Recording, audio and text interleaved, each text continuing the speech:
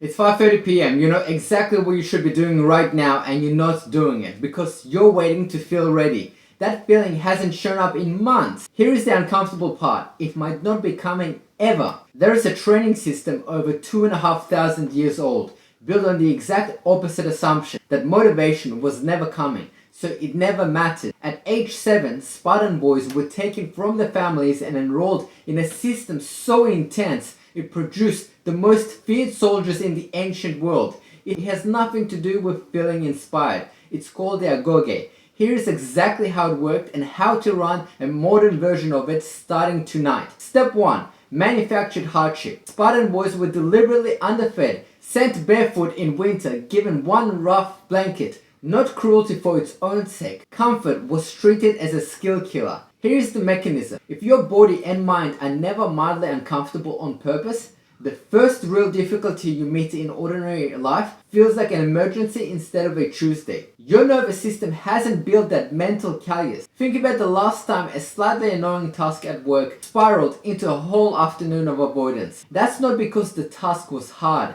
It's because your baseline for hard is set too low and anything above it reads as a threat. Quick action. Pick one small voluntary discomfort and do it before anything else today. A cold shower for 30 seconds, 10 minutes at the gym you didn't want to go, sending that email you've been avoiding before coffee. But hardship alone isn't what made the idea work. The Spartans knew something else, something almost nobody uses today, because it's uncomfortable in a completely different way. Step 2. The mess. Spartan men ate every meal together in a communal hall called the Syssitia. Not about food, about visibility. Nobody could quietly fall apart in private. Your effort or your lack of it was seen by the group every single day. Here's why that matters for you. Discipline collapses fastest in isolation, when literally no one would ever know if you've skipped it. Think about the last commitment you actually kept without wavering. There is a good chance someone else was expecting an update. Visibility is one of the cheapest, strongest accountability tools that exist, and almost nobody uses it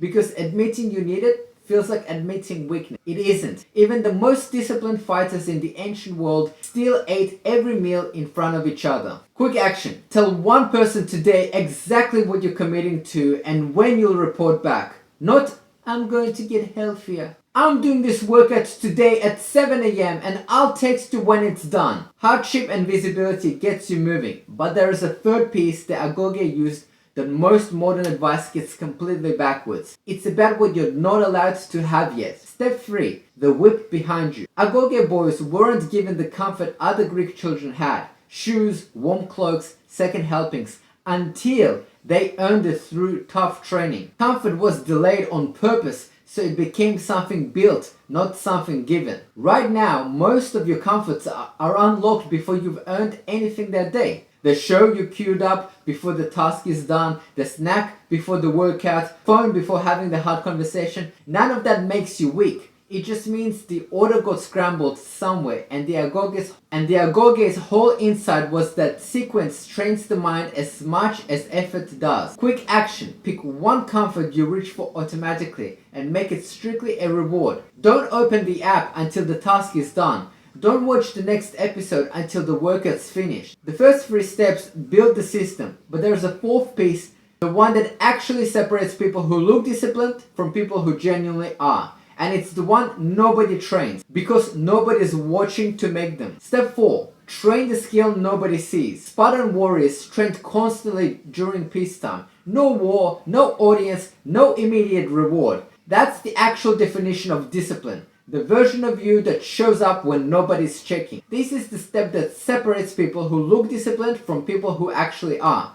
Motivation shows up when there is an audience, a deadline, a witness, a streak someone else can see. Discipline is what's left when all of that is stripped away and it's just you deciding any way to do it. Most people never find out which one they've been running on because their life is full enough of deadlines that they never have to. Quick action. Do one thing today, specifically because no one asked you to, and no one will notice. The extra rep nobody's counting. The topic that isn't on the test. The discomfort is the actual muscle. You don't need more motivation. You need less dependence on it. One small manufactured hardship on a schedule. One person who can see your effort, so hiding isn't an option. Comfort delayed until it's earned. And one thing done today that nobody will ever know about but you. That's the Agoge.